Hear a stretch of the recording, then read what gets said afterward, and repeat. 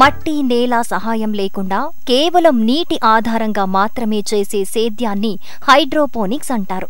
ఈ మధ్యకాలంలో మిద్దెలు సాగు చేసే చాలా మంది రైతులు ఈ పద్ధతిని అనుసరిస్తూ చక్కటి ఫలితాలను అందుకుంటున్నారు. ఆకుకూరలతో పాటు కొన్ని రకాల కూరగాయలను పండిస్తున్నారు.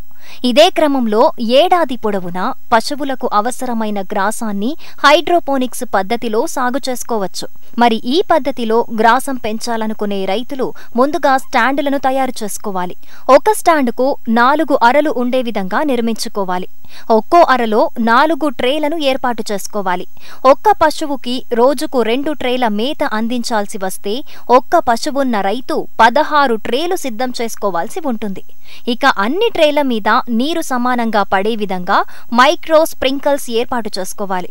దీనికి నీటిని అందించటం కోసం ఒక ట్యాంకును అమర్చుకోవాలి.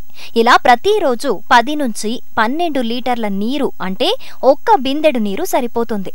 వేసవిలో ప్రతి 2 గంటలకు ఒకసారి, వర్షాకాలంలో ప్రతి 4 గంటలకు ఒకసారి ట్రేలపై అర నిమిషం పాటు నీళ్లు చల్లే విధంగా టైమర్ను అమర్చుకోవాలి.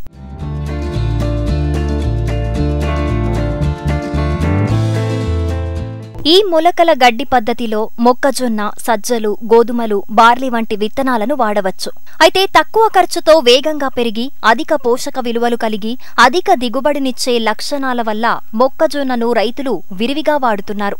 మంచి నాణ్యత గల విత్తనాలను ఎంచుకుని వాటిని శుభ్రంగా కడిగి 12 గంటల సేపు నానబెట్టాలి. విత్తనాలు తొందరగా మొలకెత్తటం కోసం గోనె సంచిలో పోసి మూట కట్టుకోవాలి. గోనె సంచి ఎండిపోకుండా నీళ్లు చల్లుతూ ఉండాలి. ఇలా 1 రోజు పాటు విత్తనాలనుంచాలి. మొలకెత్తిన విత్తనాలను రంధ్రాలున్న ట్రేలలో సమానంగా పరచాలి. ఆ ట్రేలను స్టాండ్లో అరకి 4 ట్రేల చొప్పున అమర్చాలి. ఈ విత్తనాలపై మైక్రో స్ప్రింకల్ సహాయంతో నీటిని చల్లాలి లేదా చల్లే విధంగా టైమర్ని అమర్చాలి. 7 నుంచి 8 రోజుల్లోనే దాదాపు 20 నుంచి 25 సెంటీమీటర్ల పొడవున్న మొక్కజొన్న మొలకల గడ్డి తయారవుతోంది. 1 కిలో మొక్కజొన్న విత్తనాల నుంచి 6 నుంచి 7 కిలోల పశుగ్రాసం తయారవుతోంది. తయారైన పశుగ్రాసం వేర్లతో అల్లుకుపోయి ఉంటుంది. 8 రోజుల తరువాత ఈ మొలకల గడ్డిని పశువులకి మేతగా వేసుకోవచ్చు.